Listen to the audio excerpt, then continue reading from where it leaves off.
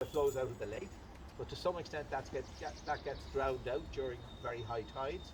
But there are two big weirs just at the back of Westport House that really are offering very little options in terms of fish passage at the moment.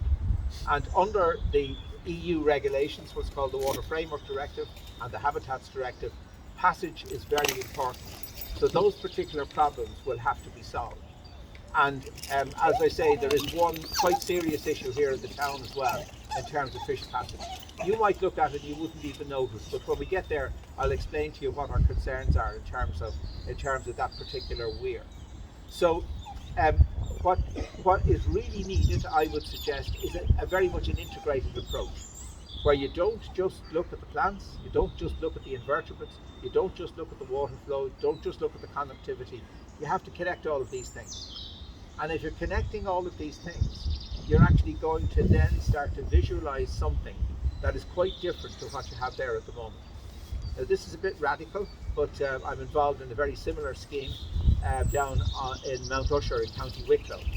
And if any of you have visited the gardens down there, they were designed in the 1800s, and there is a very, very similar sort of mal structure to the river. And from a fisheries biologist's point of view and from an aquatic biologist's point of view, that isn't really ideal.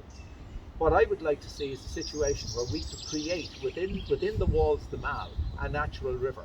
So we have done that in the River Dodder in Dublin, and people seem to really like it. So basically what you're doing is you're transplanting the natural features that you can see around Carrowbeg into the town to give it a much more natural look while retaining the walls that are there. That also means that in the context of the weirs, you then have to tackle the weirs in terms of making sure that you have fish passage. So that's the sort of concept I think that's beginning to develop at the moment. And it's really important, obviously, for people in the town to decide what they want. But certainly there are people available who can advise you in terms of the different options that may be there. And the reason I'm mentioning that is because I had a look at your little island and so on that we'll be visiting later on. So in that context, you really have to think very carefully, I think, about what you actually want for the future, as well as what is there already. So it is obviously important to conserve key features in the river, but it's also important to think about how you can actually change those and how you can recover back into the channel what was the original features of the river when the town was originally designed. So there's a huge amount to discuss today in terms of the river. All we can do is just break the ice today. But certainly in the context of the programme that Martin and I are running, we are available to give advice right up to the middle of May.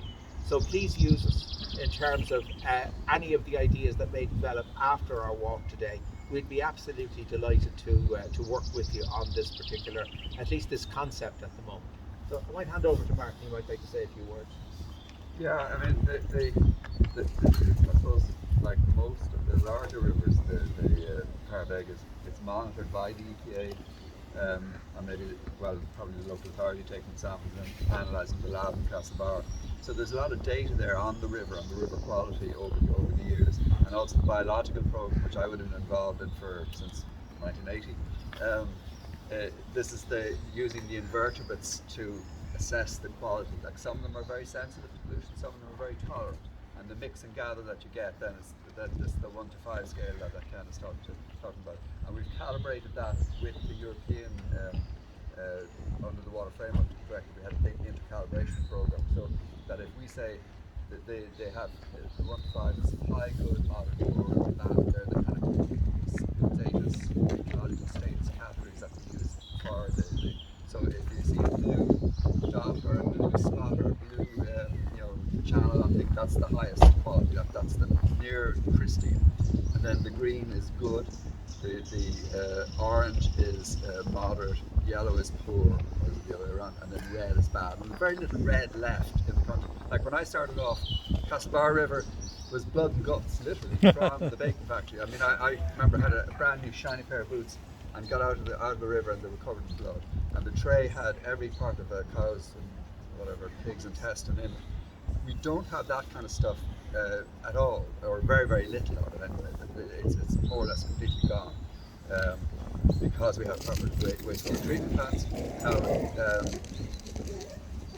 the Carrowbeg has never been as bad as the Castlebar, but at one stage what did happen was farmers used way too much phosphorus, particularly phosphorus, and the fields built up with a huge backlog of phosphorus, and then when it rained it washed off. We actually got a situation where certain rivers, when it rained, went up, the concentration of phosphorus went up rather than down, which you'd expect because the rain is coming down, but it was just been washed off for that. Now that has also changed in the last 20 years. If you're a farmer and you ask for, you get a soil sample and you say, how much fertilizer should I put out, you get a much lower recommendation now than you would have 20 years ago, and without losing any of your production either. It's just they were using way too much. Chagas reckon they spent about somewhere between 500 million and $1 billion on necessary phosphorus at one stage. So that's all coming down, and like Jackie did a report on the river, and you can see filamentous algae in there in the summer. That's usually a sign of too much phosphorus, or maybe nitrogen as well, but usually too much phosphorus. Anyway, but the Carrowbeg is pretty good. It's pretty good again for an urban river.